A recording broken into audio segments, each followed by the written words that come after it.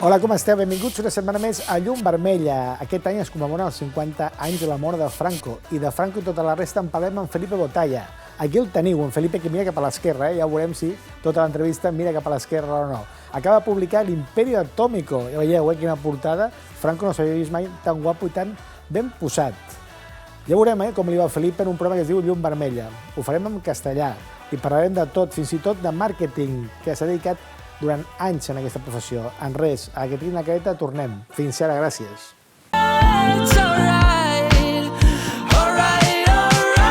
Quan tot és tan gran i tan petit, tan merda i tan bonic, tan pobre però tan ric, que visc somiant que visc, tan gran i tan petit, tan merda i tan bonic, tan pobre però tan ric.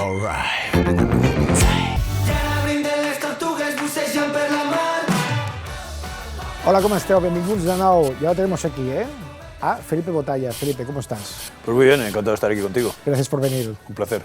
Bueno, este año celebramos, algunos, ¿no? Conmemoran también la muerte de Franco. Eso parece, algunos la celebran, con lo cual están haciendo más vivo que nunca a Franco, eso seguro. Hay como, no sé, sobrevuela el miedo a una posible guerra mundial.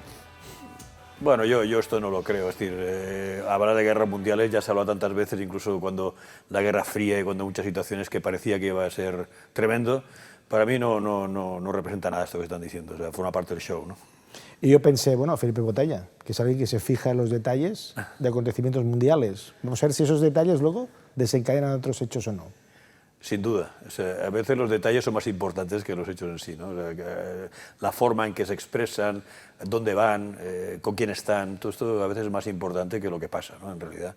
Y quizás explica, yo diría más gráficamente, lo que puede llegar a pasar. Esto es verdad, esto es una cosa que yo, por ejemplo, me fijo, ¿no? Es cierto. Esa frase, ¿no? Del principio del libro, una España fuerte. Es una España peligrosa. Sí, esta frase la dijo en el 73 Henry Kissinger, que todos sabemos que fue un hombre que estuvo implicado en muchísimas cosas, no todas buenas, por supuesto, y que él tenía claro esto, lo tuvo muy claro siempre. Y entonces él fue uno de los grandes, yo diría, unas grandes trabas que tuvo todo el proyecto atómico español, incluso de energía nuclear, ya no solamente de una bomba atómica, sino incluso nuclearmente. Él consideró que España pues, no puede llegar a según qué nivel. O sea, podría utilizar un tipo de energía, lo que tú quieras, pero dentro de un orden y controlado por Estados Unidos, seguro, seguro. Y él tenía claro esto, esa frase, creo que resume muy bien la situación y cómo él actuó además. Felipe, ¿la CIA mató a Carrero Blanco? La CIA mató a Carrero Blanco, efectivamente. Es decir, yo es que no tengo dudas ya de ello. Primero, en Claudio Coello, junto a la embajada americana, ¿no se dieron cuenta que en meses había gente cavando? Que en este caso fue la mano de obra directa que fue la ETA. ¿No se dieron cuenta que el día antes se había entrevistado Henry Kissinger con Carrero Blanco, donde Henry Kissinger además le prohibió cualquier tipo de avance nuclear, le dijo que ni habla que España, y él dijo que, mira, España es un país soberano y por lo tanto hacemos lo que consideramos necesario para el país, y o sea, Carrero Blanco fue un hombre, un defensor acérrimo de la energía atómica en general y de tener incluso como método disuasorio, como así ha sido siempre, todo el armamento nuclear, si tú quieres. Esto se lo prohibió Kissinger, que si España desea algo, tiene que pasar a través de Estados Unidos siempre, porque nosotros, las centrales nucleares que montamos en su momento venían de Francia, son francesas, por ejemplo, la de Vandellós es francesa. ¿Por qué? Porque el general de Gaulle era muy amigo o por lo menos se tenía mucho respeto con Franco, ¿no? Ambos eran militares, ambos eran generales, por lo tanto había una especie de conexión ya directa entre militares. Y de Gaulle nos ayudó mucho en los años 60-70 para tener, digamos, esa capacidad nuclear como mínimo, como energía. Después ya si además quieres convertir isótopos y todo esto para hacer una bomba atómica, pues también. Pero de entrada fue una ayuda inestimable por parte de Francia, es cierto. Felipe, a mí me da un poco de miedo esto de mirar al pasado, escribir sobre el pasado, porque no se mira hacia el futuro. Sí, pero el futuro, ¿cuál es el futuro? Si no sé lo que va a pasar dentro de 5 minutos. sé lo que pasó, o por lo menos parece lo que pasó, ¿no? Pero entonces es más fácil, claro.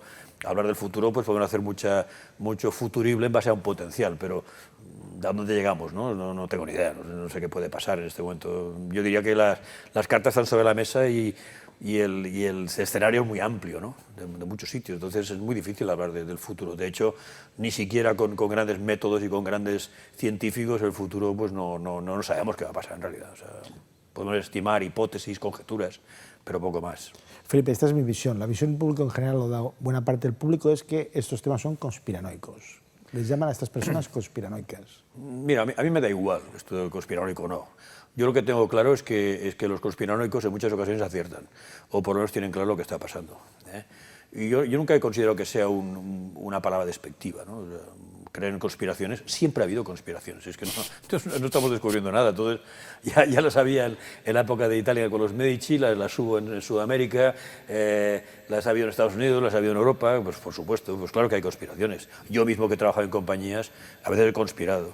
Aquí, quien más que menos, se da cuenta de que España está evolucionando hacia una desindustrialización.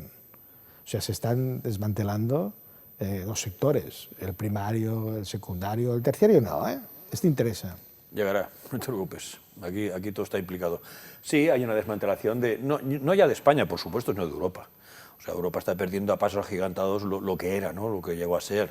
Yo creo que la humanidad debe a Europa muchísimas cosas, ¿no? Y sin embargo ahora pues se está destrozando por varias vías, ¿no? Una es la de no hacer que sea una zona industrial importante, el tema de la pesca, el tema de la agricultura. O sea, hay muchos temas que están ahora sobre la mesa y que estamos dejando, o sea, está pasando frente a nosotros y no hacemos absolutamente nada, ¿no?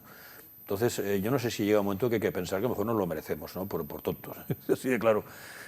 Alguien está interesado en que esto sea así, ¿no? Y entonces que Europa pierda totalmente su vigencia y pierda totalmente su capacidad y que estemos en manos de otros. En agricultura, pues Marruecos, en producción a lo mejor China, es decir, y lo estamos viendo, y esto no es ninguna conspiración, esto está claro que es así. Que alguien ha conspirado es evidente, ¿no?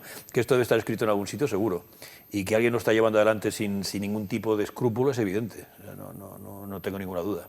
Viendo y sufriendo, porque hay mucha gente que ha dependido y depende de esos sectores. Por supuesto, claro, que ahora los pescadores, creo que eran 27 días al año, puedan salir, ¿qué van a hacer? ¿Qué van a hacer? Eso es una condena a muerte. Y Marruecos puede hacer lo que le da la gana. Entonces, esto no es justo, tanto en agricultura como en pesca. Entonces, bueno, aquí, ¿quién ha pensado eso, no? ¿Por qué alguien ha puesto en marcha esto? ¿Qué se pretende? Bueno, lo que se pretende yo creo que está bastante claro, pero ¿quién se ha atrevido a hacer algo así, no? Además, con todos los medios a su alcance, con todo el dinero posible y sin ningún tipo, como he dicho, de escrúpulo. Se quema Notre Dame. Esto aparece en algunas portadas con mayor o menor repercusión y hay quien esto lo relaciona con la masonería y hay quien lo relaciona con un hecho fortuito. No, el fortuito no tiene nada de eso, en absoluto. De hecho, es un ataque directo a la cristiandad y al catolicismo. Piensa que Notre Dame es junto con Montecassino, son dos símbolos europeos muy importantes, ¿no? Y ambos fueron destruidos. Entonces, yo cuando recuerdo que estaba en el cine, y me llamó una persona para decirme, oye, que está ardiendo Notre Dame. ¿Qué? La película me lo mandó. Y sí. Y tuve claro que estábamos en un punto de inflexión en la historia. Es decir, era claro que aquello respondía a algo, ¿no? Aquella imagen terrorífica de Notre Dame ardiendo era muy significativo, ¿no? El fuego purificador, ¿no?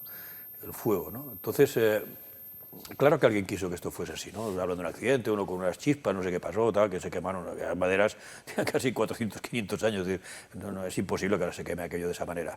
O sea, alguien lo hizo adrede y evidentemente era destruir aquello como han destruido cientos de iglesias en toda Europa. No nos engañamos tampoco. Lo que pasa es que Notre Dame era todo un símbolo de la cristiandad y un símbolo europeo de primer orden, ¿no? Y lo destruyeron. Para arder, ahora está ardiendo incluso Hollywood, ¿eh? Bueno, sí, eso igual es el karma, ¿no? Esto nunca sabes. Sí, claro, por supuesto, y estos son incendios provocados, por supuesto. Con esto vendrán con el rollo de calentamiento global en fin, y a partir de aquí pues lo ligan a nuevos impuestos que llegarán, ¿no? Porque al final toda esta broma la pagamos nosotros, ¿no? Proyecto Isleros. A ver, el proyecto Islero fue un proyecto de la construcción de una bomba atómica por parte de España. Pero claro, le pone el nombre de un... Sí, bueno, toro. Del toro que mató a Manolete. Bueno, no, ¿y sabes por qué lo hicieron? Porque Islero fue un toro muy complicado, muy difícil de torear. Esto lo han dicho los expertos, o los que saben de toros, yo no lo soy. Y por eso lo llamaron así, porque fue un proyecto muy complicado, el llegar a la bomba atómica, a un proyecto Islero. Pero claro, el proyecto Islero lo que pretendía era que España fuese nuclearmente pues, independiente, formase parte del club de los países con energía atómica y con armamento atómico, para que fuese respetado, ni más ni menos. O sea, los países que tienen bomba atómica, pues a ver, se les respeta de esto, punto, no es ningún juego. Y lo consiguieron, lo consiguieron. Hay que decir a todo esto que entre medio pasó el famoso asunto de Palomares, donde cayeron bombas termonucleares, o sea, mucho más potentes, que durante casi un par de días estuvieron en manos españolas y los científicos españoles las analizaron y pudieron ver el sistema de ignición que tenían y el sistema de funcionamiento, y eso ayudó mucho en el proyecto. Hasta el punto que no solo lograron llegar a la bomba atómica, España logró llegar a la bomba atómica, sino que la iban a probar en Sidifni, que era en aquel momento una provincia española, y no pudo ser por la Marcha Verde. O sea, el sultán de Marruecos pues, puso en marcha la Marcha Verde. No sé si por estatuto, nunca sabrás cómo se movía aquello, pero lo cierto es que pasó. Entonces esto impidió lanzar una bomba atómica en la zona, ¿no? Pero se iba a probar, sí, claro que se iba a probar, por supuesto. Y ahí está Fraga bañándose. Bueno, sí, Fraga y otros cuantos pelotas más estaban por ahí bañándose. Y fue una foto muy famosa, ¿no? Pues para decir, bueno, no hay contaminación, no hay ningún problema.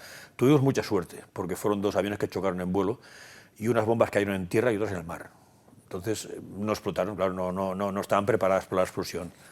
Pero no me quiero ni imaginar si explota una de ellas o 2 de ellas, porque yo hubiese quedado, bueno, totalmente inservible, la zona hubiese quedado totalmente contaminada e imposible estar allí. O sea que tuvimos suerte, ¿eh? Claro, se habla siempre, o hablamos ahora de la gran historia, porque luego está la historia que vivía la gente, que el hambre, la autarquía. El proyecto atómico español viene de muy lejos. Cuando hablamos del proyecto Islero, hablamos años 60, años 70. Pero yo en el libro, concretamente, en Imperio Atómico, de Editorial EAS, lo que he hecho ha sido rebuscar en los orígenes de esto. Es decir, vale, estamos ya con los científicos, están trabajando en una bomba atómica en los 60, 70, pero ¿de dónde sale esta gente? ¿Esto qué es, no? Y entonces, rebuscando, lo que encontré fue la ayuda alemana para desarrollar el proyecto atómico español. Estoy hablando del año 42, estoy hablando de 3 años después de la guerra, del final de la Guerra Civil. Y ya entonces, España tenía la Junta de Energía Nuclear Española. España, no Alemania o Estados Unidos. Pero ¿cómo es posible, no? Y ya entonces había un plantel de ingenieros, físicos y científicos españoles de primer nivel. Y no es ninguna broma, puede parecer, porque dices, habían otras cosas importantes en España en aquel momento y mucha carencia. No, desde luego, esta gente trabajaba con mucha carencia, pero eran muy ingeniosos y eran realmente era gente muy bien preparada. Hasta el punto que en el libro lo que yo hago es que se puede ver un poco cómo fue ese proceso.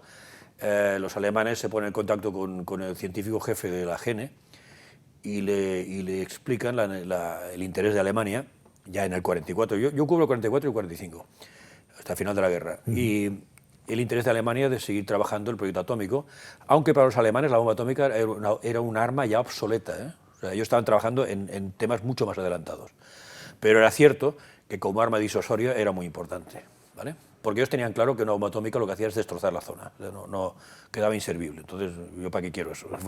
Si quiero conquistar un país y lanzo una bomba atómica, ese país queda totalmente inservible. Entonces, no me interesa, ¿eh? Pero sí que sepas que yo tengo esa bomba, que es algo diferente, que es lo que se ha usado durante la Guerra Fría. Sí, el botón, el famoso botón rojo. Ese terror atómico, ¿no?, que se creó en aquel momento y que los alemanes tenían claro. Total, que ese científico español va a Alemania, es invitado por ellos, y entonces ahí le explican que les interesa seguir trabajando, no solamente el proyecto atómico, digamos, como importante, sí, pero también tenía otros proyectos en marcha. Entonces España es un país donde no hay guerra, es un buen socio, un socio fiable, no hay bombardeos, y bueno, hay una buena entente entre los dos países y por lo tanto, bueno, de hecho España había colaborado con Alemania en muchísimas cosas, no solamente con la División Azul, sino también con la ayuda a submarinos alemanes en Vigo y en las Canarias, o sea que hay una ayuda realmente positiva de España hacia Alemania, ¿no? Quizás no al nivel que le hubiese gustado a Hitler en aquel momento, pero sí, es verdad, o sea, se podía estar en España, lo cual tiene cierta lógica. Entonces España, pues, bueno, se queda porque, bueno, vale, de acuerdo. A cambio, nosotros pasaremos toda esta información nuclear a ustedes. Todos los avances que hemos tenido en Alemania los pasarán a ustedes. He de decir que este libro, Imperio Atómico, que trata sobre la bomba atómica española, es el colofón a mi primer libro, que era Operación Hague, y la bomba atómica española. He cerrado con broche de oro todo un camino con 8 libros por en medio. De hecho, empecé por quise hacer una trilogía, pero he llegado a 10 libros, ¿no? Entonces, cuando tiras a la madeja, aquí empiezan, hay muchas cosas. Total, que entonces, bueno, a España le parece bien, y no solo esto, sino que además una idea que podemos llevar a cabo con este asunto es que España recupere su lugar en el mundo y, de alguna forma, no al mismo nivel que entonces, pero sí una cierta recuperación del Imperio español. Claro, no, como hace 500 años con Hernán Cortés, olvídate. Pero sí que es verdad que aparentemente pues España es un puente con Sudamérica, con Hispanoamérica, es un puente pues no solamente por lengua, sino incluso por temas familiares, lazos familiares. Hay mucha gente que tiene que ver con Hispanoamérica y en ambos lados. Y por lo tanto la idea es que romper lo que es la leyenda negra, romper un poco toda esa historia y hablar de los beneficios que comportó la presencia española en Hispanoamérica en aquel momento con los llamados conquistadores, que en el fondo fueron liberadores, pues fueron a liberar una tierra que estaba masacrada por antropófagos y gente con rituales horrorosos que piensa que Hernán Cortés o Pizarro, toda esta gente venían prácticamente de la Reconquista, o sea, habían luchado contra los moros. Entonces, lo que vieron allí, o sea, les descolocó totalmente. O sea, ¿qué es esto? ¿No? ¿Cómo pueden matar gente en una pirámide, tirar por los escalones y arrancar el corazón en vida? ¿No? ¿Cómo pueden hacer esto? Y por eso muchas veces dicen, ¿cómo es posible que Hernán Cortés, con 600 hombres y 16 caballos, conquista el Imperio Azteca? Muy fácil, porque tuvo 250.000 indígenas que le ayudaron, que estaban hasta las narices de los aztecas. Y estuvieron dispuestos y murieron por Cortés para que esto acabase, de alguna forma. Es curioso como en bibliografías, y biografías como la de Xavier Verdantós, sí, que ya falleció, de repente se da cuenta de la hispanidad. Por supuesto. Pero es que lo que yo no entiendo es como... Bueno, lo que entiendo, claro lo entiendo, pero nos han llevado por un camino... O sea, nuestra historia la han escrito holandeses, franceses, ingleses, que han hecho su historia. Y a partir del libro de Bartolomé de las Casas, que era un dominico, que fue el tío que inició ese odio hacia España, que además fue un tío que fue multimillonario, está hablando de un dominico, que el tío vivió como un pachá. El tío acaba con España, todo esto, y lo que hacen los demás es agarrar eso y reconvertirlo en la historia oficial. Yo no voy a decir que no pudieron haber abusos por parte de alguna... No, esto no se puede discutir, pero no era, digamos, el criterio gubernamental español. De hecho, ya la reina Isabel la Católica ya dijo que de esclavos nada, o sea, nunca hubo esclavos. O sea, son españoles de las provincias de ultramar. Y se ha acabado. Y así fue. Y así fue. ¿Quién tuvo colonias? Inglaterra, los holandeses, los belgas, los franceses.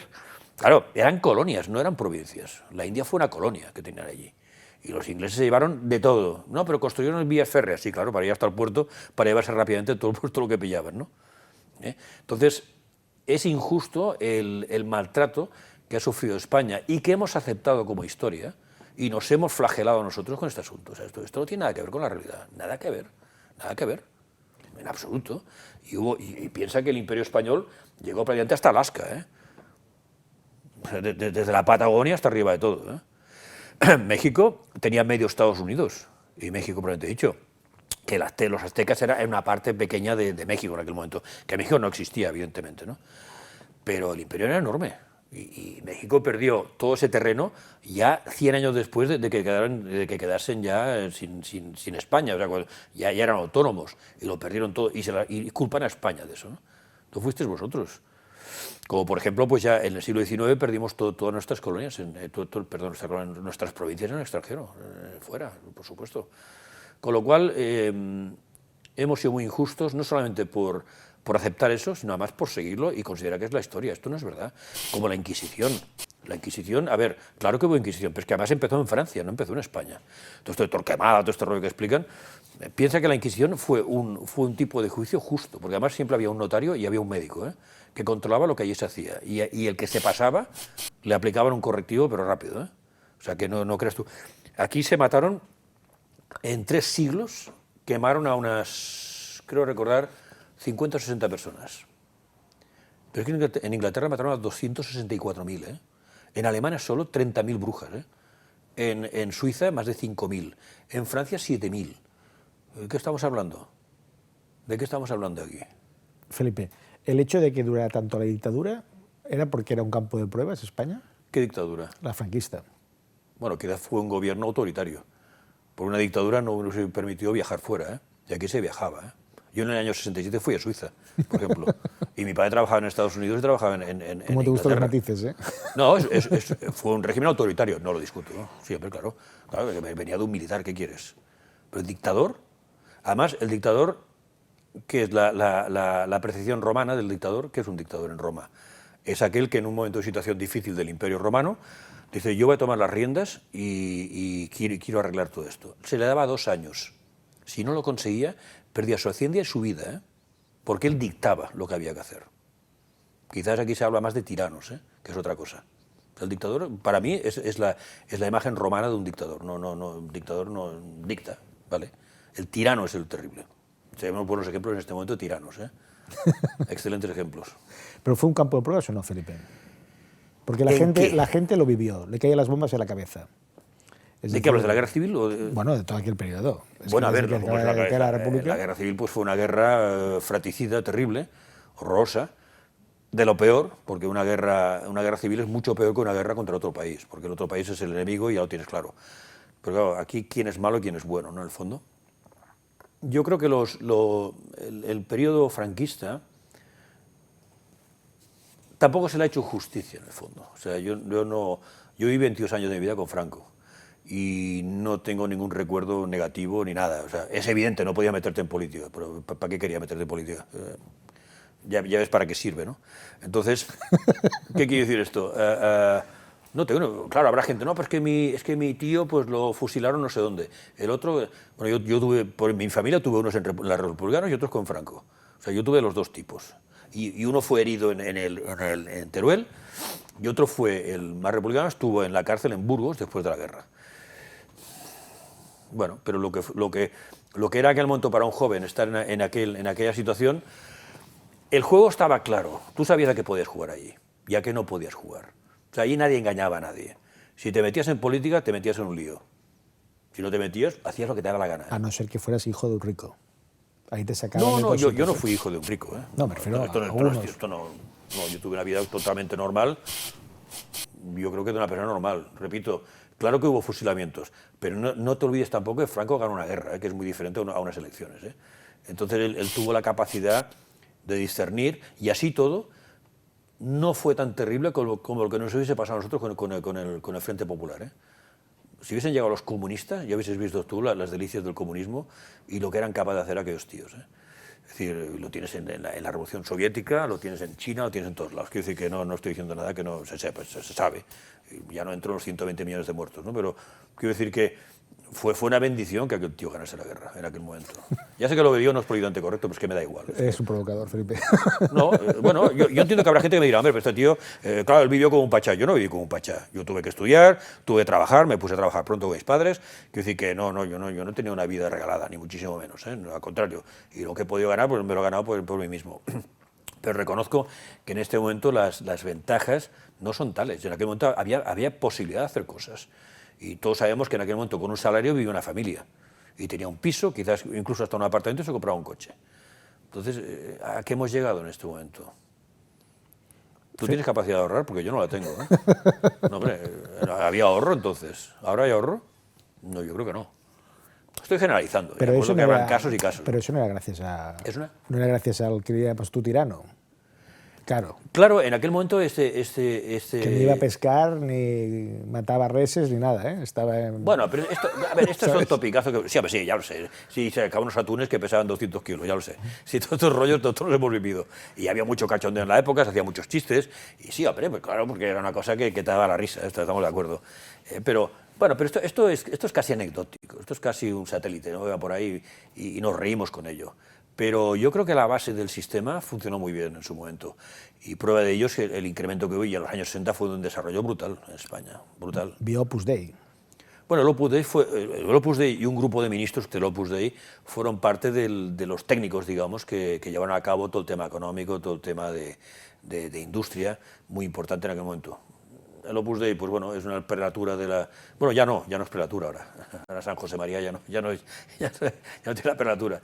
Pero sí que tuvieron mucha influencia en aquel momento, es verdad. Esto es cierto, tuvieron mucha influencia y Y prueba de ello es que se les permitió muchas cosas, desde la Universidad de Navarra hasta muchas historias del IES, en fin, todas estas historias que todos conocemos, aparte de la propia prelatura, que esto es como tener el Vaticano y luego otra iglesia dentro, que funciona un poco con su propio santo, San José María en este caso, y fue una cosa, yo creo que el Vaticano esto pues cedió a la prelatura, que estaba en Roma en aquel momento, y le dio alas y funcionó.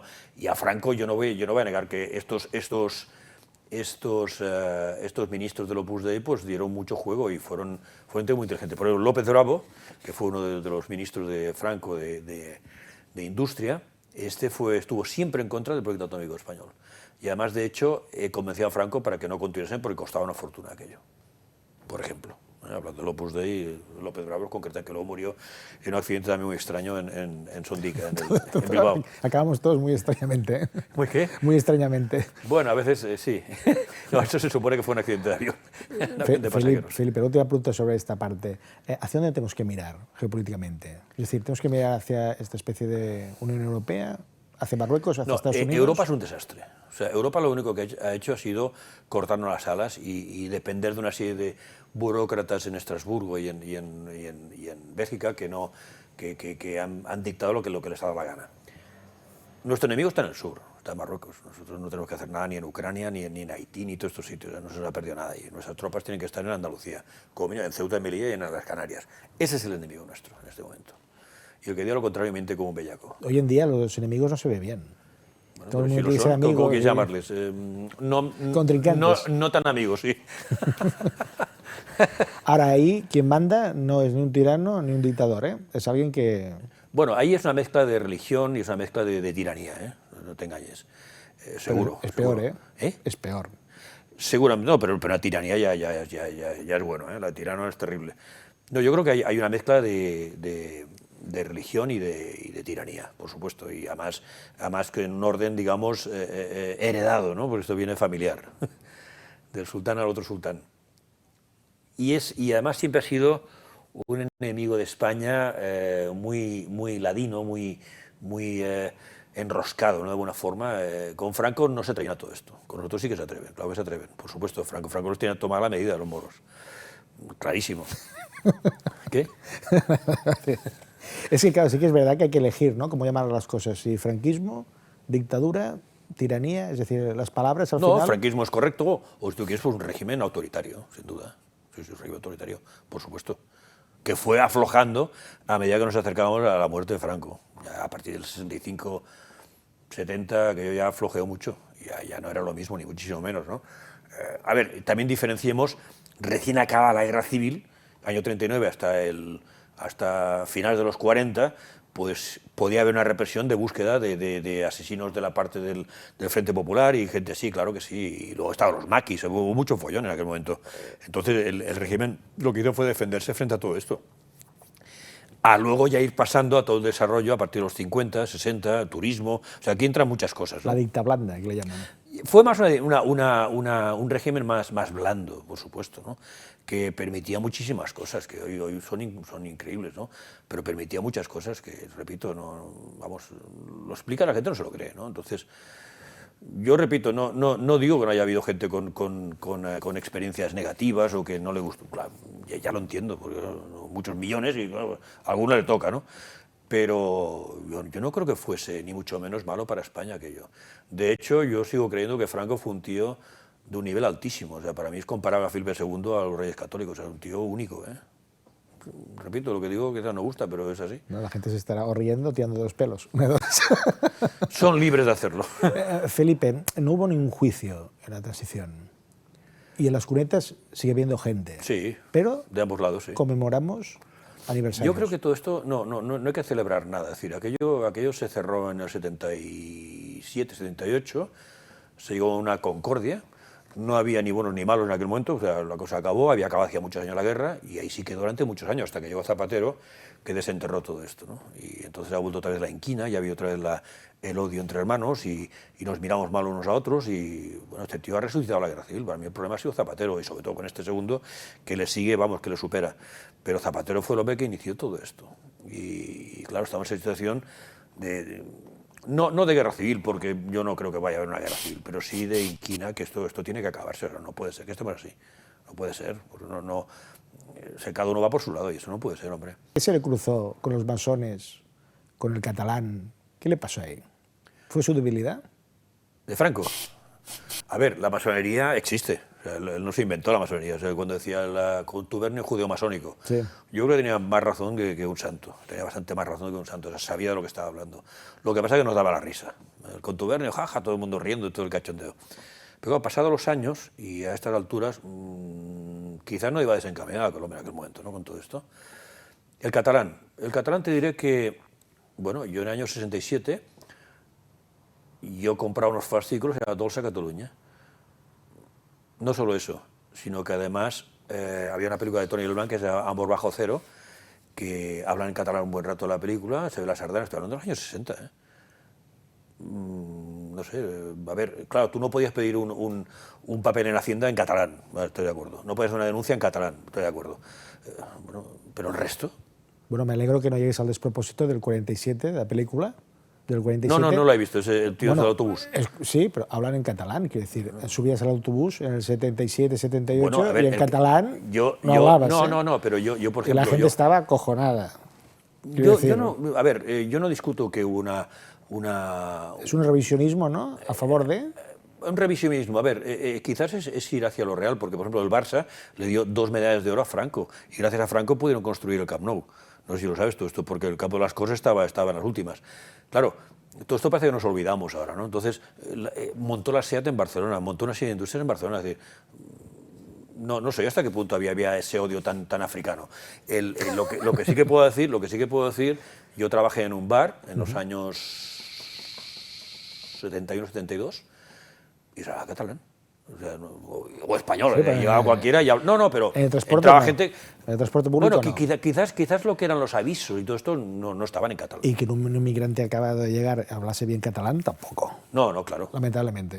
Tampoco. No, claro, sí, estoy de acuerdo. Felipe, a ver, sí. Claro, es que no podemos pontificar claramente. Es decir, hay cosas que es verdad que pasaban estas cosas, pero ni fue tanto ni fue tan horroroso. Y no sé, bueno, yo no tenía, repito, los formularios en catalán. Bueno, ¿y qué? No sé, no soy capaz de ver el problema. Y repito, Dolça Catalunya eran unos fascículos que los comprabas en los kioscos, está todo en catalán, coño, en el año 67. ¿Qué más quieres? En el año 67, y repito, yo fui a Suiza, veníamos de Inglaterra, mi padre estuvo en Estados Unidos, viajábamos, es decir, no era una dictadura. Tú no podías viajar de la Unión Soviética o de la República Democrática Alemana al otro lado del muro, ni loco, o sea, que aquello sí que era una tiranía. Es decir...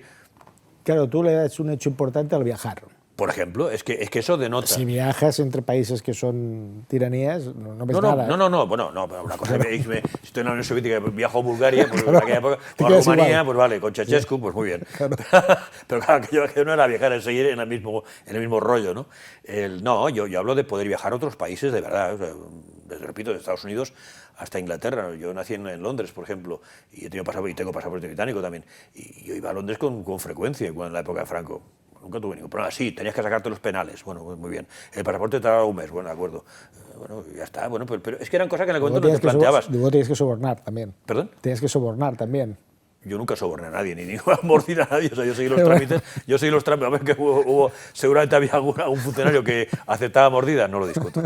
Pero no fue mi caso, ni a mí nadie me pidió nada. O sea, yo hice el trámite como cualquier ciudadano y lo tuve pues en el momento que lo tuve que tener. Pero ni más ni menos. Felipe, me has traído unos objetos. Dicho antes de empezar a hablar de ellos, ¿por qué se quiere coger a los objetos y enterrarlos o eliminarlos? Es decir, desde los libros hasta cualquier simbología. Pues los objetos explican cosas y los libros explican cosas. Y la historia hay que cambiarla. Es decir, Orwell yo creo que se quedó corto en 1984. O sea, el Ministerio de la Verdad, que era el Ministerio de la Mentira, en el fondo era esto, era destruir todo, ¿no? Como Fahrenheit 451 o como la granja, coño, de Aldous Huxley, no me acuerdo, es igual. El caso es que... Mundo feliz. ¿Perdón? Mundo feliz. Mundo feliz. El caso es que estos objetos están diciendo cosas y de alguna forma rompen el esquema. Por ejemplo, una cosa que a mí me gusta mucho, pero esto ya no tiene nada que ver, son los OPARs, ¿no? Que es el descubrir objetos modernos en estratos geológicos imposibles, ¿no? Entonces, claro, esto se está rompiendo el discurso, ¿no? O el relato oficial. Yo cada año voy a Egipto, ¿no? Y voy allí, y, bueno, con JL de Mundo Desconocido, y hacemos presentaciones pues, de lo que nosotros creemos que es todo aquello, ¿no? Y claro, los guías que vienen con nosotros se asustan, ¿no? Porque bueno, es que decimos nosotros esto y nos expulsan, ¿eh? O sea, perdemos nuestro empleo. Porque claro, explicar la historia oficial, vale, esto sí, el dogma es este, pero a veces el dogma no es la verdad. Entonces, el eliminar según qué objetos, eliminar según qué cosas, no solamente es negativo, sino que además nos puede hacer repetir eso otra vez. ¿Entiendes? O sea, tiene que haber como un guardián de estas cosas. Es decir, esto es lo que hay, esto es lo que hubo en ese momento, y por lo tanto hay que tener cuidado con esto. Si es que es el caso, ¿no? A cada uno que piense lo que quiera, ¿no? Voy a mirar a ver qué me has traído, Felipe. Bueno, agárrate bien, ¿eh? Es que, claro, aquí, no sé, yo creo que la gente se seguía tirando los pelos o riendo, porque hemos puesto dentro de una caja roja algo que... algo que no es rojo. Algo que no es rojo. No tiene ni el color.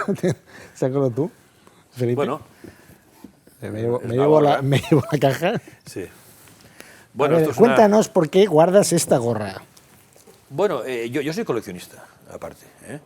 Entonces creo que eso me ha ayudado también a entender muchas cosas y, bueno, evidentemente yo no voy por la calle con esto, ni muchísimo menos, ni suelo sacarlo de casa. O sea, lo he hecho un poco por la entrevista que teníamos tú y yo y porque, bueno, creo que podía haber sido interesante. No, ¿y si vas a Alemania? No, yo a mí me meten en la cárcel. Claro. Esto lo sacamos aquí en este programa y tenemos a la policía en 5 minutos. Pero estos objetos son necesarios, de alguna forma, porque esto nos explica un periodo de la historia muy importante. Para bien o para mal, ya no entro en eso.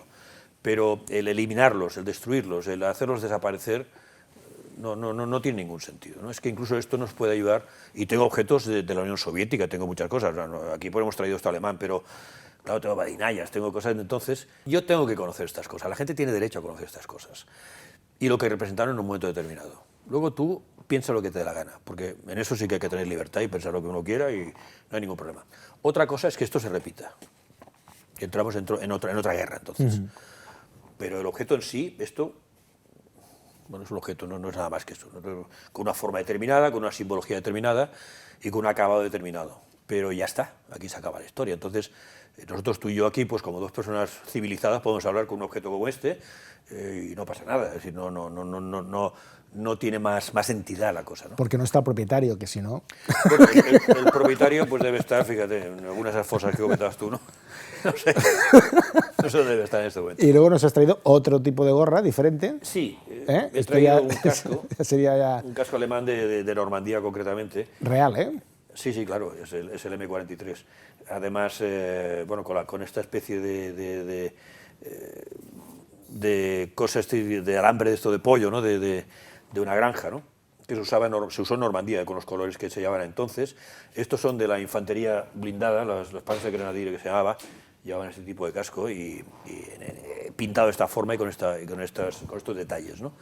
A mí Normandía, por ejemplo, es una batalla que me interesa mucho. Hay uno de mis libros donde hablo de ello. Aunque mis libros no son de batallas, sino que me interesa conocer cosas y, claro, yo teniendo una pieza como esta puedo poner detalles que si no la tienes no lo sabes, entonces, como esta gorra. Entonces es lo mismo, es decir, necesitamos estas cosas. Estés o no en el asunto o no estés en el asunto, me da igual, o sea, cualquiera puede ser libre de interesarse por algo así, porque creo que tiene su interés. De cómo se hicieron las cosas bien o mal, pero vale la pena que se sepan estas cosas. Entonces, como tú decías antes, el eliminar esto, el enterrar todo esto, ¿a qué nos conduce? Pues a no tener el pasado. Y el pasado es importantísimo, importantísimo, porque el pasado nos define. Y el pasado sirve para quizás no cometer esos errores, o quizás ampliar eso, o mejorar eso, o lo que tú quieras, ¿no? Entonces no puede ser que el pasado no haya existido. El pasado está ahí. O sea, sería una cosa totalmente absurda que, el pasado tiene que ser el que decimos ahora, no el relato que llaman ahora. No, eso será lo que usted quisiera, ¿no? O lo que a usted le hubiese gustado. Pero otra cosa es lo que pasó.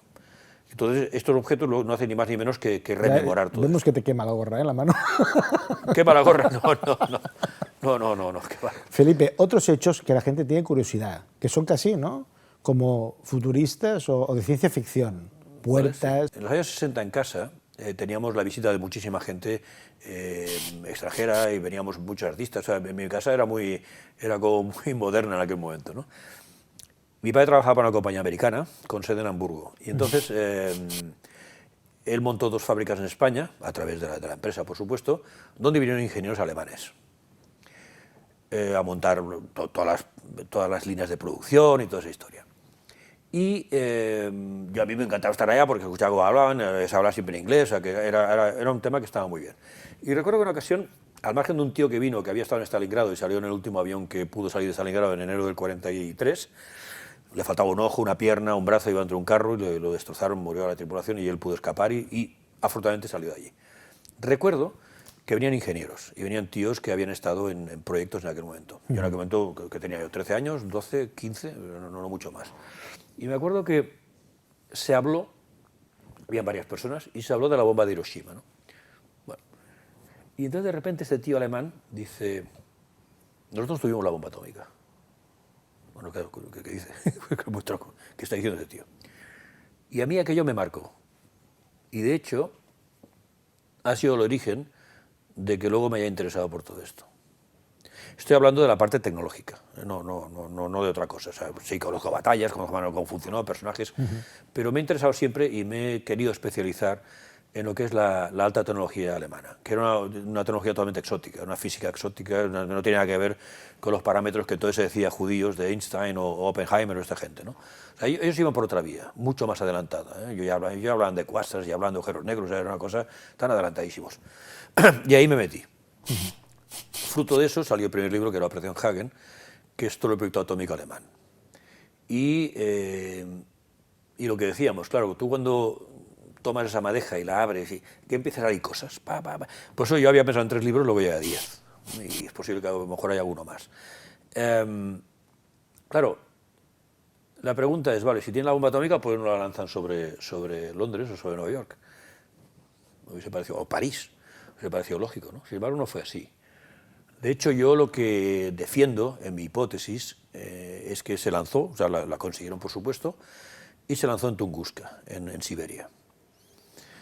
No solamente eso, sino que cuando se lanzó, toda la operación rusa de avance hacia Alemania se paró durante casi 3 días.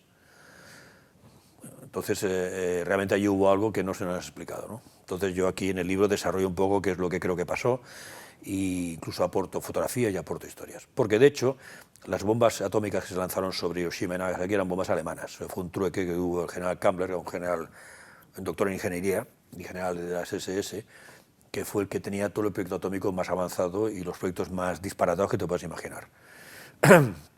Y entonces él, pues a través de este trueque, pudo salir libre y de hecho fue la tercera persona del Tercer Reich que jamás se le buscó ni apareció ni siquiera en los juicios de Nuremberg. Y era un tío además que tenía que ver con la construcción de campos de concentración, o sea que no era un primer figura. Nunca más supo de él, ni nadie habló más de él, o sea, es un personaje real, ¿eh? En el último libro, Imperio Atómico, consiguió fotos de él ya de mayor, que es una cosa muy rara que consiguió a través de Argentina, fue una historia. Y esa bomba atómica, en aquel momento, claro, me llevó a otros proyectos que desarrollaron, ¿no? Mi segundo libro, Antártida 1947, habla de la operación High Jump que llevó a cabo el almirante Byrd en Antártida, por supuesto, en el 47. ¿Y por qué va la Marina Americana? Venían 13 barcos, un portaaviones entre ellos, un submarino, destructores. ¿Por qué van allá? No, es que queremos probar las armas en situación extrema de frío. Ah, ¿y por qué no van a Alaska? Que es un estado americano, está en círculo polar. No, se van a la Antártida, ¿no? Porque supone que iban a destruir la última base alemana que había allí, en el 47. También explico con todo lujo de detalles pues, cómo fue aquello, lo difícil que fue además llevar a cabo esa operación. Tenían que estar 8 semanas, 8 meses, perdón, a las 7 o 8 semanas tuvieron que regresar. O sea, ahí pasó algo que es todavía material clasificado, o sea, no se puede abrir. Hasta el año 2035 no se puede saber qué pasó porque afecta todavía a la seguridad de Estados Unidos, que debió pasar hace 80 años, que aún afecta hoy a la seguridad de Estados Unidos, ¿no? O sea, debieron encontrar algo que lo superó, ¿no? De ahí salté al tercer libro, que es Cronos, que Cronos no es ni más ni menos que una máquina del tiempo. Esto es muy exótico, ¿eh? Sí. Vamos a ver. Hay un aparato alemán que se llama Die Glocke, la campana. Se sabe que existió porque Jakob Sporrenberg, que era el jefe de seguridad SS del laboratorio del general Kammler, habló de ello en su juicio, cuando fue capturado por los ingleses y entregado a los polacos, que luego lo ajusticiaron. Si los ingleses hubiesen sabido quién era aquel tío, no lo hubiesen entregado a los polacos ni loco, Porque el tío habló del proyecto La Campana que estaban desarrollando y lo que llegaron a hacer con él. De ahí viene una conexión con estos objetos OPAR que están en sitios inconcebibles. Hay una pisada de un zapato que está pisando un trilobites, que tiene 500 millones de años. La pregunta es quién había hace 500 millones de años. O, por ejemplo, hay la cabeza de un toro en un museo en Moscú que tiene un balazo de un 7,62, que es munición militar. 50.000 años hace. Aquí mismo en Giza hay un cráneo de un tío que le meten un tiro en la frente, calibre militar, y le explota por detrás. 15.000 años. ¿A quién hacía safari en esa época? ¿Cómo se podía hacer eso? ¿Quién había? Además, calibre militar. Entonces yo lo que hago es conectar todo esto, ¿no? Entonces esta máquina del tiempo, que en realidad era una máquina por un lado que podía permitir o permitía la torsión del espacio-tiempo, y luego también era una máquina que lo que buscaban los alemanes era una energía continua, o sea que no hubiese sencilla y que pudiese propulsar cualquier tipo de aparato, de una nave hasta un submarino, pasando lo que sea, ¿no? Y entonces yo ahí explico lo que debió pasar con esa máquina y todas las historias. ¿Y luego? De ahí salto a Colonia Wagner 555, que es las 14 bases que había alemanas en Sudamérica, donde hubo combates con Estados Unidos, que tampoco se habla de eso.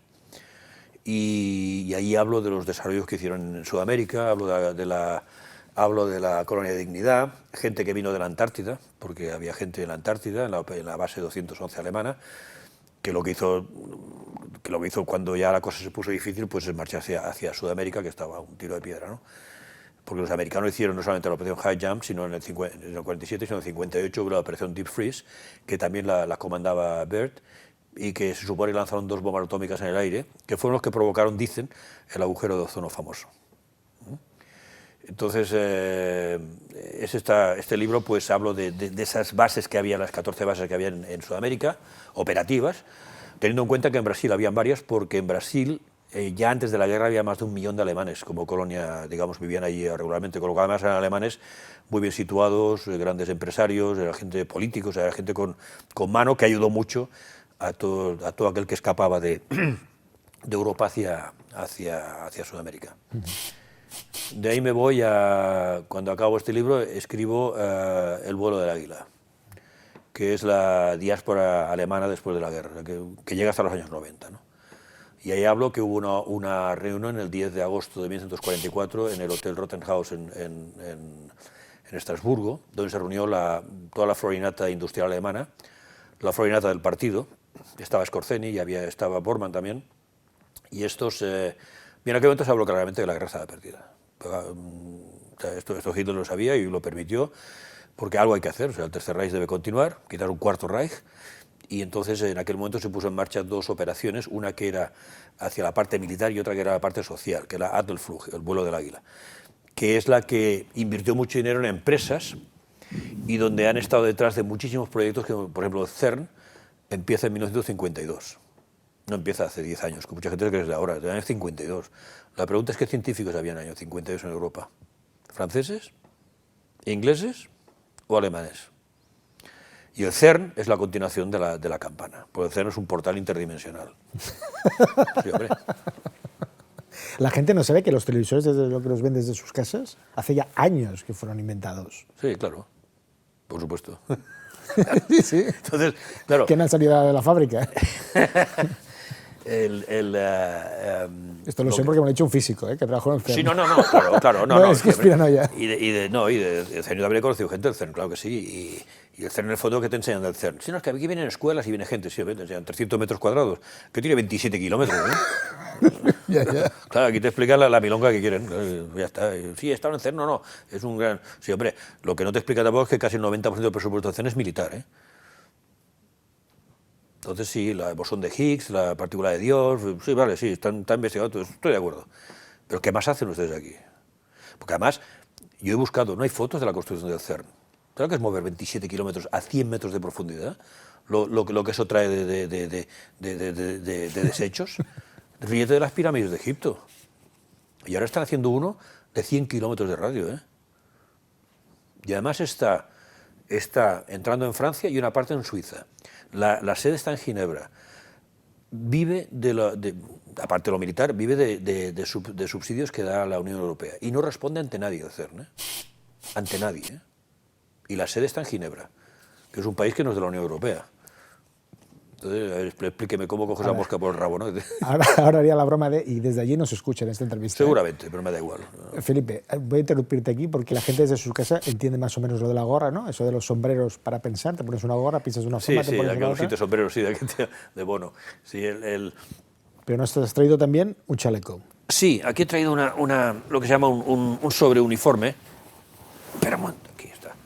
Que se ponía encima del uniforme en combate. Esto de las Waffen-SS. Claro, todo real, ¿eh? Hay que decirlo. Sí, claro que sí. Además, esta es una pieza muy buena porque es el último diseño de camuflaje que le llaman el palmeras, ¿no? Porque tiene unas hojas y es del año 45 esto, ¿eh? Y es diferente al del año 41 o 42 en Rusia. Todo esto cambia. O sea, este ya prácticamente debió luchar en Berlín o debió luchar en los altos de Seelow o un sitio así. O sea, que ya fue lo último que se hizo en aquel momento. Es una pieza muy interesante. Por eso yo necesito este tipo de piezas cuando escribo mis libros, porque creo que dan una verosimilitud, ¿no? a lo que estoy explicando, y entro en muchos detalles. Hay gente que a veces me ha dicho, hombre, tus libros son muy técnicos. Lo son, porque lo que estoy explicando tiene que haber tecnología detrás, tiene que haber una razón tecnológica de todo esto. O sea, yo no puedo decir, me invento una cosa y mira, pues era así, ¿no? No, detrás hay unos científicos, detrás hay una serie de cosas que es que necesita esa parte técnica. Y he intentado ser, en el caso de Imperio Atómico, no he sido muy meterme en el tema nuclear, porque ya lo hice en Operación Hagen, pero podía haber entrado mucho más, ¿no? Pero entiendo que puede haber gente que, al final, claro, ya el uranio, los isótopos, no sé qué, todo esto al final hay gente que le cansa, ¿no? Entonces he ido mucho más a la parte más activa, ¿no? del tema. Felipe, para no dejarnos nada, aunque seguramente tenemos otra oportunidad en otro momento, sí, uno mira la portada del libro y dice, este tío sabe vender, ¿eh? La experiencia en marketing, bueno, a ver, sus frutos. La portada está hecha por mi editor, evidentemente. Yo le di unas pinceladas de lo que me gustaría ver en la portada. Y sí, yo sé que todos estos elementos venden, o como mínimo te llaman la atención, que ya es mucho. Esto como la portada de un disco, la portada de un libro, es el caso, ¿no? Hay una parte de venta que es visual, ¿no? Somos visuales, por lo tanto, si esto me entra por la vista, para bien o para mal, pero ¿esto qué es? Y luego a lo mejor lo dejas. O coño, me interesa, ¿no? Bueno, claro, si es una cosa plana con un título, bueno, ¿esto qué es, no? Entonces yo creo que esto el editor supo captar bien la idea que yo quería y creo que ha hecho un gran trabajo. Y personalmente me gusta mucho esta portada, mucho. Brevemente, cuéntanos un poco lo que es la puerta fría, que todos más o menos vivimos, seamos de la profesión que seamos, las primeras veces, hasta luego ya llegar a la parte empresarial y de repente dejarlo todo, ¿no? A ver, yo en mi caso, yo empecé a trabajar en el negocio de hostelería que teníamos la familia, pero de ahí me fui a trabajar en una compañía hispano-árabe que se dedicaba a vender proyectos fábricas llaves en mano en Oriente Medio. Y sobre todo textil. Entonces yo me encargaba en aquel momento, yo era joven, 20 y poco, 21, 22, me encargaba de los recambios y los accesorios de la máquina de textil que vendíamos. O sea, era todo un proyecto donde entraban las máquinas, sus accesorios, sus recambios, bla, bla. Con lo cual me tocaba pelearme con proveedores de aquí en España y en el extranjero, precios, entregas, condiciones de pago, bla, bla, bla, bla, todo este rollo. Allí estuve casi 5 años. Luego me fui a Inglaterra, a Londres, estuve 4 años trabajando para un broker de productos químicos y minerales y allí hice mis pinitos en el mundo comercial y marketing, que es lo que luego, digamos, en lo que yo he trabajado profesionalmente. ¿Y has enseñado? ¿Perdón? ¿Y has enseñado? Sí, claro, es de las asignaturas más importantes que tengo, por supuesto. Y entonces en Londres pues aprendí todo esto, me dio una visión muy internacional, muy cosmopolita y también viajaba en aquel momento por toda Inglaterra. Y de allí me fui a Oriente Medio, estuve en Irán 4 años, estuve con el Shah y con Khomeini.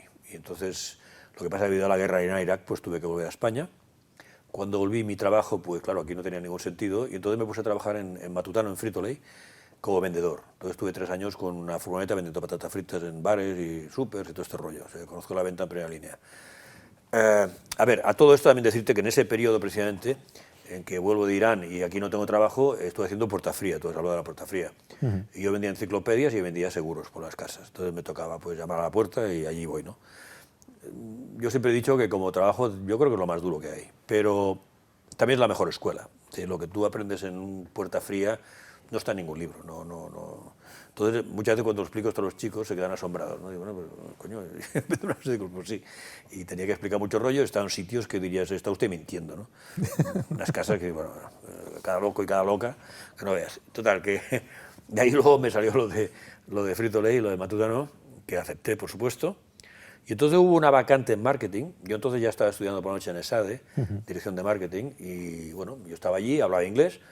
Y entonces el jefe de ventas me llamó, oye, Botalla, a ver, ¿y esto te puede interesar estar en marketing? Bueno, por supuesto. Entonces estuve 2 años y pico en marketing, llevando en aquel momento las patatas fritas en todas sus variedades, ¿no? Sabor jamón, ondulada, no sé qué, todo este rollo.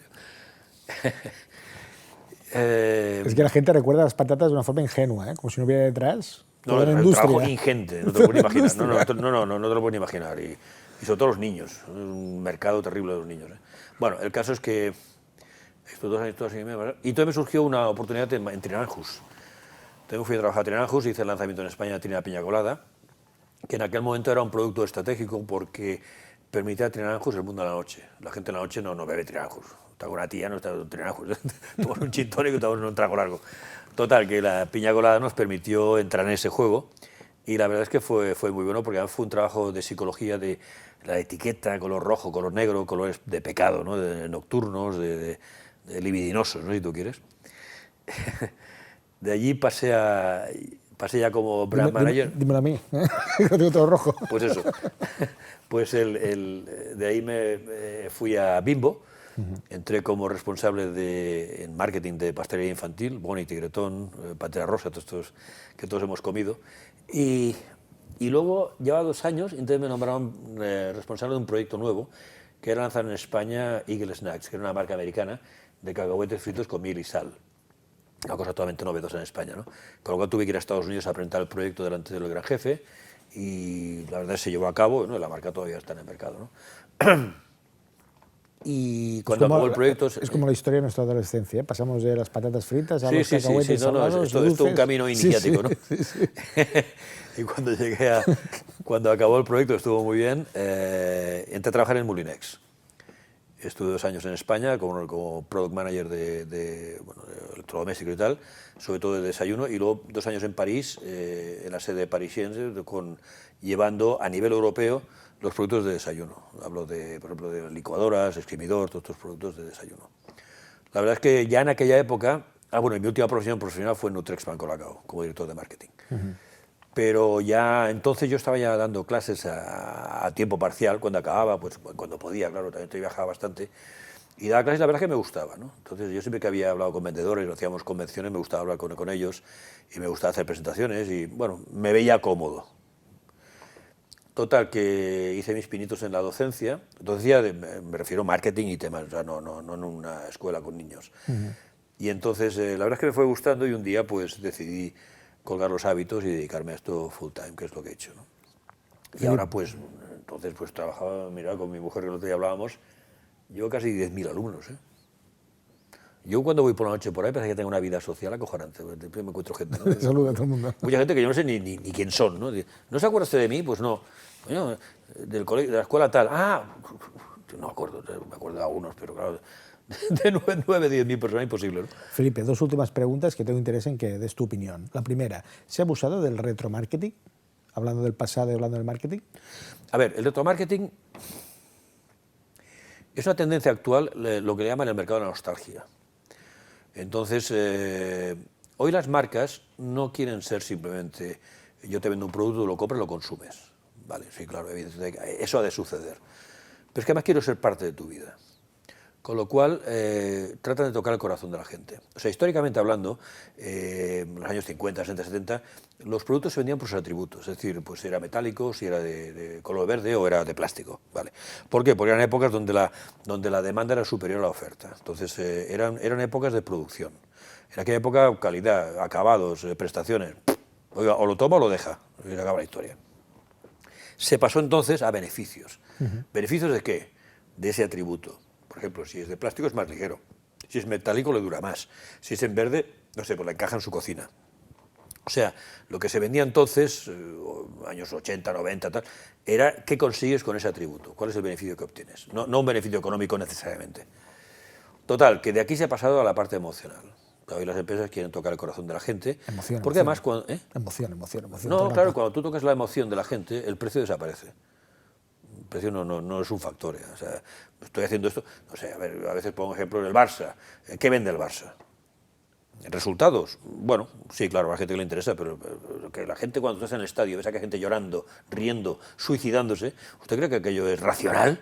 Que es totalmente emocional, coño, no tiene nada que ver, hombre, y en el club lo saben esto, y juegan a lo emocional. No, y hay gente del Madrid que vaya y también aplaude. Claro, ¿sabes? Al final. No, sí, hombre, no, claro, es que pueden darse esas circunstancias, las paradojas, ¿no? Si tú quieres, es verdad, y sucede. Entonces, ¿qué se busca hoy? Que la gente sienta un compromiso que va mucho más allá de simplemente utilizar un producto. Entonces, ese producto forma parte de tu Colacao, esto ya entonces ya hablábamos de las cosas. En Bimbo, por supuesto, ¿no? Ya jugábamos a eso entonces. Entonces, ¿qué queríamos? Que, bueno, ser parte de tu vida, ser parte del paisaje, digamos, ¿no? Y sí, a las empresas van por aquí, ¿no? Entonces, yo no lo veo mal esto, a ver, el querer tocar el corazón a la gente, bueno, es una forma de vender también, ¿no? Luego tú decides o no comprar. Pero yo tengo todo el derecho a jugar a eso si quiero. Si además mi marca tiene 70 años o 80 años, claro, yo puedo jugar. ¿Te acuerdas de tu abuela? Tal. Entonces, hay muchos productos son muy antiguos. Levi Strauss, por ejemplo, los tejanos, Coca-Cola mismo, son productos antiquísimos. Sin embargo, son productos que han sabido pasar de generación en generación sin que la gente lo vea como obsoleto. Uy, este pantalón me lo llevaba mi abuelo. Bueno, ¿y qué? O sea, forma parte de mi paisaje, ¿no? Coca-Cola lo mismo. Bueno, lo siguen tomando los jóvenes, y lo tomaba mi abuelo. Bueno, ¿entiendes? O sea, y los médicos también lo toman. Los médicos, cualquiera, claro, evidentemente. ¿No debería haber una carrera de ingeniería inversa? Bueno, la ingeniería inversa ya se utiliza de forma normal muchas veces. O sea, muchos productos son de ingeniería inversa. Lo que llama la copia, dejarse historias. O sea, el otro se gasta su dinero en investigación y yo lo que hago es copiar. Bueno, no me importa. Yo no sé en este momento en una carrera si esto entra, no lo sé en este momento. En una carrera de ingeniería, por ejemplo, no lo sé. Pero es posible que haya un tiempo dedicado a algo así, porque en el fondo muchos avances vienen de copiar a otros y a partir de aquí pues yo lo mejoro, ¿no? O incluso de esta idea saco otra y hago una innovación. Yo no veo mal en sí, claro, entiendo que al que le copias pues no le hace ninguna gracia, ¿no? Pero están en el mercado, lo puedes comprar, lo puedes diseccionar y lo puedes copiar. Entonces, que han hecho los chinos siempre, ¿no? Que han hecho los japoneses en su momento. Hoy va por delante muchas cosas, pero se inició con copia. Entonces, ¿cuál es el problema? ¿Puedes impedirlo? Es muy difícil, ¿entiendes? Porque yo tengo acceso a ese producto y me lo quedo y lo veo y sé cómo funciona. Entonces, no... Claro, no es una cosa que yo promocionaría, ¿no? Que usted copie. Me interesa pues su capacidad de creatividad, ¿no? Pero también entiendo que hay momentos, bueno, ¿qué hacemos? Claro, yo por ejemplo en Matutano o en Bimbo, por ejemplo, me acuerdo que comprábamos muchos productos de muchos lugares del mundo. Entonces, me acuerdo en Japón nos venían productos de calamar, ¿no? Y de cosas de pescado, porque ahí comen mucho esto, ¿no? Entonces muchos snacks pues se basan en eso, ¿no? Claro, aquí no, esto no lo podías traer en aquel momento, la gente diría, ¿esto qué es esto? A lo mejor ahora sí, pero nosotros buscábamos continuamente ideas, no solamente lo que se me podía ocurrir a mí, que a veces eran chorradas, ¿no? Pero había productos reales que estaban en un mercado real y que se vendían. Entonces, ¿por qué no trasladarlo a España esto?